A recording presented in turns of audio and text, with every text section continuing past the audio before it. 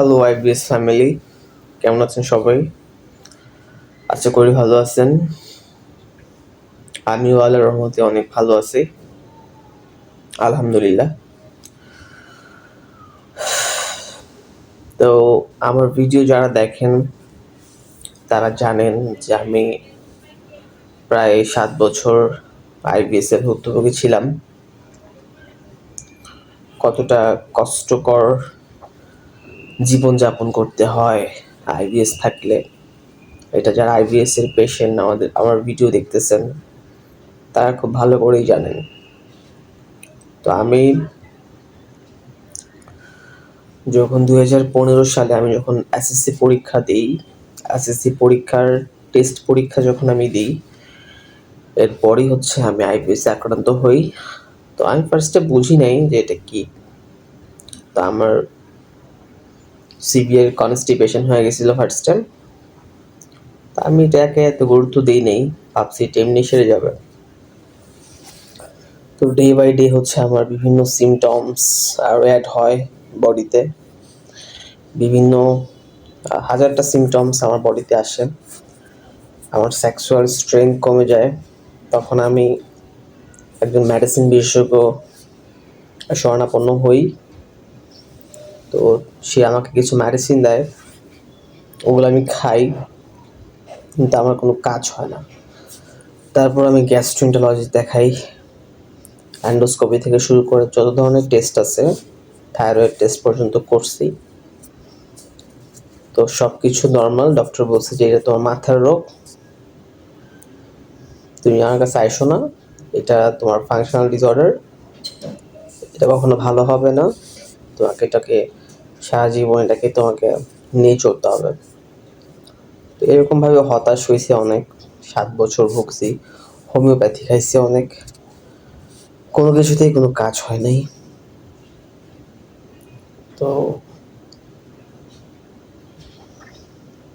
আমি যেটা বলবো যে আইবিএস কিছুই না, এটা জাস্ট একটা সিনড্রোম। এটা জাস্ট হচ্ছে আপনার ব্রেইন এবং আপনার পেটের মধ্যে এক ধরনের কানেক্টিভিটি থাকে। যখন ওই কানেক্টিভিটিতে প্রবলেম হয় তখন হচ্ছে আপনার আইবিএস এর প্রবলেম হয়। দ্যাটস ইট, আর কিছুই না। এবং আইবিএস থাকলে আপনার ওয়েট লস হবে। আইবিএস এর সিমটমসগুলো একটু বলি।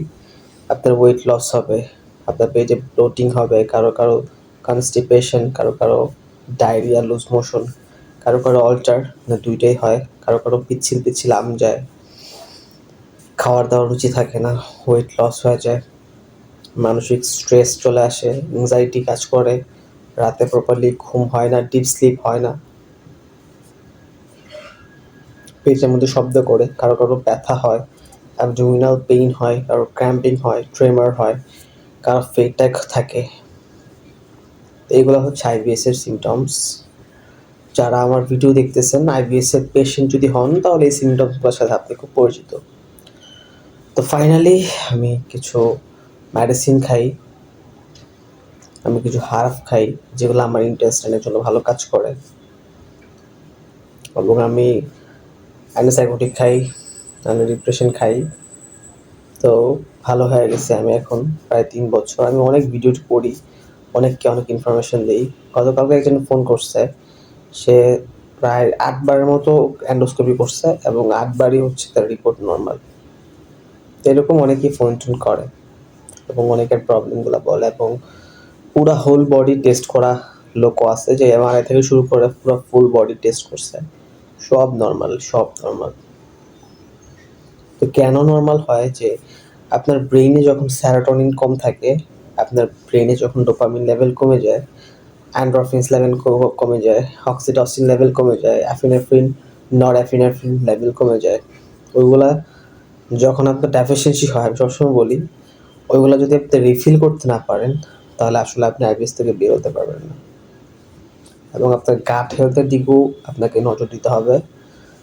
প্রোবায়োটিকের মধ্যে আপনি টক দই খাইতে পারেন, এটা খুব ভালো, হোমমেড হোক বা ফার্মান্টেড হোক, যেটাই হোক, আপনি যদি টক দইটা সেবন করেন রেগুলারলি আপনি একটা ভালো বেনিফিট পাবেন। তো এটা হচ্ছে প্রাথমিক চিকিৎসা। আর হচ্ছে ম্যাভেভেরিন টাইপের ওষুধ প্রচুর খাওয়া হয়েছে আমার, এগুলো আসলে ওভাররেটেড মেডিসিন, এগুলা লাস্টে আর কাজ করে না, কারো কারো ক্ষেত্রে কাজই করে না। তাই আমি বলবো যে আইবিএস সি, মিক্স, ডি এভাবে ক্যাটাগরাইজ করা হয়। তো সি এর পেশেন্টদের হয় কি, ইলোসিক্যাল ভালভ থাকে আমাদের বডিতে, এটা একটা অর্গান। তো এটার কাজ হচ্ছে আপনার খাবারটা ক্ষুদ্রান্ত থেকে বৃহদান্ত্রে পৌঁছানো এবং আপনার পাচনতন্ত্রটা যেন ঠিকভাবে কাজ করে এবং আপনার সঠিক সময় যেন আপনার খাবারটা আপনার স্মল ইন্টেস্টাইন থেকে লার্জ ইন্টেস্টাইনে পৌঁছায়। তো যাদের ইলোসিক্যাল ভালভটা স্লোলি কাজ করে, মানে পানিটাকে অ্যাবজর্ব করে ফেলে বেশি, এবং যখন খাবারটা খুব স্লোলি পাস করে তখন তাদের আইবিএসসি হয়ে যায়। আর যাদের গাট মর্টালিটি খুবই ফাস্ট, তাদের হয় কি ইলোসিক্যাল ভালভ খুব দ্রুত কাজ করে, দ্যাটস ওয়াই হচ্ছে বারবার মোশন সিকনেস চলে আসে। আপনার যে অ্যাপিটাইট মানে ক্ষুধা, এটাও কিন্তু আইবিএস এর সাথে সম্পর্কিত। আপনার ক্ষুধা লাগে না, ক্ষুধা মন্দা, এটা আইবিএস এর সাথে সম্পর্কিত। এবং যত ধরনের অনেক সিমটমস থাকতে পারে, আর আরও অনেকের চোখের প্রবলেম হয়, দৃষ্টিশক্তির প্রবলেম হয়, কারো কারো এত এংজাইটি, এত ডিপ্রেশন যে সে সোশ্যাল লাইফে সোশ্যাল ফোবিয়াতে ভোগে বা সোশ্যাল অ্যাংজাইটিতে ভোগে। তো এগুলো সব কিছু কম্বিনেশন হচ্ছে আইবিএস। তো অনেকেই প্রবাসে থাকেন, যারা প্রবাসে আছেন অনেক কষ্ট করতেছেন,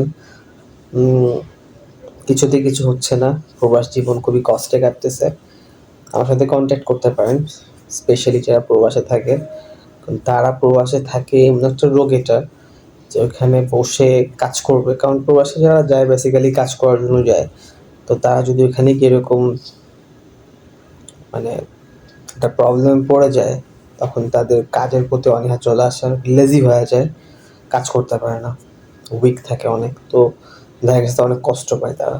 তো যারা প্রবাসে আসছেন কন্ট্যাক্ট করতে পারেন আমার হোয়াটসঅ্যাপে, ডেসক্রিপশন বক্সে নাম্বারটাও থাকবে, তো হোয়াটসঅ্যাপে নক করতে পারেন, যোগাযোগ করতে পারেন। আর যারা দেশে আছেন তাদের উদ্দেশ্যে তো বলবোই যে যোগাযোগ রাখবেন, যোগাযোগ করবেন। আইবিএসটা কি, অ্যাকচুয়ালি কীভাবে হয় এবং এটার প্রস অ্যান্ড কনস কী, এর রুট কজ কী এবং এটা থেকে বের হওয়ার ওয়ে কী, আমি আপনাকে বলবো। আপনি 4-5টা মাস যদি মেডিকেশনে থাকেন, নিয়মতান্ত্রিক জীবনযাপন করেন, ইনশাল্লাহ you will be cured from this disease. আপনি এখান থেকে কিওর হয়ে যাবেন। এটা কোনো লাইফ থ্রেটিং জিনিস না, এটা আপনাকে মানে এটা থেকে কোনো ক্যান্সার হবে না বা এটা থেকে কোনো বড় সমস্যা হবে না, কিন্তু এটা খুব ডিস্টার্বিং, খুবই হ্যাজিটেড ফিল করাবে আপনাকে। আমি পেশেন্ট ছিলাম, আমি এখন সম্পূর্ণ সুস্থ, আর ওয়েট টুয়েট বাড়ছে, সব ঠিক আছে। তো যারা আমার সাথে যোগাযোগ করতে চান যোগাযোগ করতে পারেন, আমার নাম্বারটা থাকবে ডেসক্রিপশন বক্সে। আর যারা নতুন ভিডিওটা দেখতেছেন অবশ্যই সাবস্ক্রাইব করে যাবেন। আর আগের থেকে অবশ্য সাবস্ক্রাইব বাড়ছে, সাবস্ক্রিপশন বাড়ছে, কিন্তু আমি রিচ আউট করতে চাই সবার কাছে যারা আইবিএস এর পেশেন্ট, বলতে চাই যে না আইবিএসটা ভালো হয়। সবাই তো বলে ভালো হয় না, আমি ইভেন ডক্টররাও বলে যে আইবিএস কখনো ভালো হয় না, বাট আমি একটু উল্টো বলবো, আমি বলবো যে না আইবিএস ভালো হয়, সঠিক মেডিকেশন সঠিক গাইডলাইন্সে এই রোগটা ভালো হয়ে যায়। তবে মেডিসিন মাস্ট বি লাগবে, মেডিসিন ছাড়া তো ভালো হবে না, মেডিসিন খেতে হবে। তো সঠিক মেডিসিন যদি পড়ে ইনশাল্লাহ ভালো হয়ে যাবে। আপনারা সবাই আমার জন্য দোয়া করবেন, আমি খুব ভালো আছি এবং এর জন্য ভালো থাকি। ভিডিওটা রাতে করতেছি, আসলে রাতে বা দিনে যাই হোক এটা কোনো ম্যাটার করে না, ম্যাটার করে যে আইবিএস এর প্রবলেম আপনার, এটাকে আপনাকে সারাতে হবে। আপনি আইবিএস এর কাছে হারবেন নাকি আইবিএসকে আপনি মানে দমন করবেন, এটা হচ্ছে আপনার, এটা আপনার গোল হতে পারে যে না আমি আইবিএসকে হারাবো এবং আমি ভালো থাকবো। এটা আপনাদের আইবিএস এর পেশেন্টদের সবারই গোল হওয়া উচিত। ঠিক আছে, সবাই ভালো থাকবেন, আমার শুধু দোয়া করবেন। এবং ফ্রম মাই এক্সপিরিয়েন্স আমি বলতে পারি যে আমি আইবিএসটা বুঝি। যারা আইবিএস এর পেশেন্ট অ্যাটলিস্ট কন্ট্যাক্ট করেন, ইনশাল্লাহ আপনারা উপকৃত হবেন। সো সব ভালো থাকবেন। আর একটা কথা হচ্ছে যে অনেকেই বলে যে ইয়োগা মেডিটেশন এগুলো কতটুকু কাজ করে, হ্যাঁ এগুলো কাজ করে। ইয়োগা মেডিটেশন ব্রিদিং এক্সারসাইজ এগুলো খুব ভালো কাজ করে আইবিএস এর পেশেন্টদের।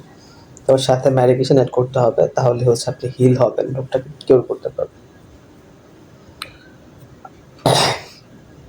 আর এটা কারণ খাবার দাবারের রোগ না যে খাবার দাবার রেস্ট্রিক্টেড করবেন, হাই ফুড না লো ফুড না, দরকার নাই ভাই।